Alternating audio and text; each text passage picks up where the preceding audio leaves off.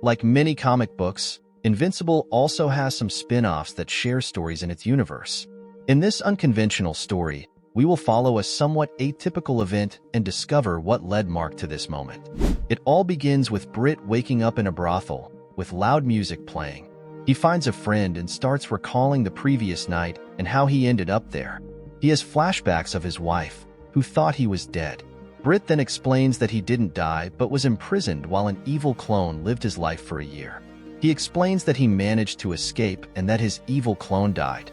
But with so much information all at once, his wife ends up asking him to leave. He is then suddenly called to respond to an emergency. They teleport to the city center where Mark and William are passing by, on their way to eat a sandwich. Each sees something different.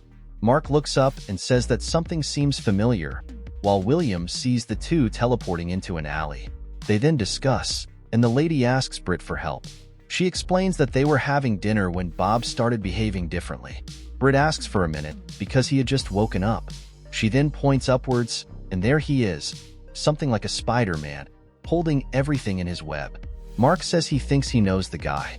Upon reaching there, Britt tries to climb up the web and calls for Bob, asking him not to explain how he made that web. Bob is blue, with red legs and hands, resembling an X-Men. Britt then says he thinks Bob might be infected with some spider virus from the last place they visited.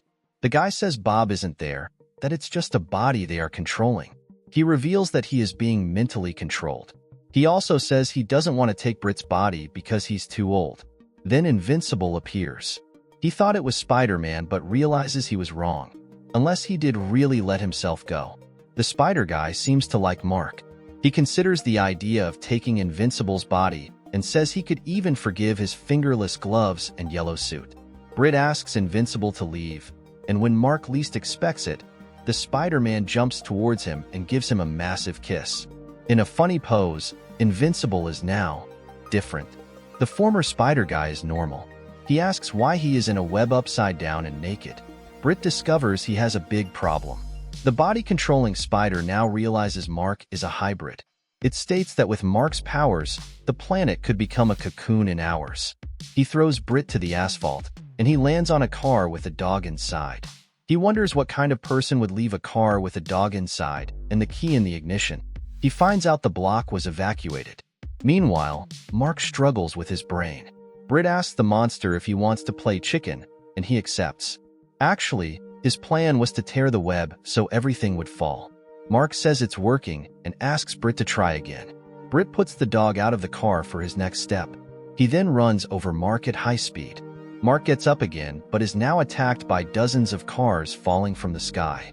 He manages to get back up once more, but Mark says he's almost losing control. Britt threatens the spider and asks her to give up, and maybe they can find a hamster for her to inhabit. It then attacks Britt. He introduces it to Becky, the taser made of lightning times the power of 10. Mark gives his ultimatum and expels the spider from his body. He then vomits. The spider tries to escape but is caught by Britt's boot. Mark is fine but can't forget what happened. He apologizes for attacking Britt, and the two talk about Mark's father. Thus ends the story for today, folks. If you enjoyed it, please don't forget to like and subscribe to the channel for more videos like this one. Thank you for watching and see you next time.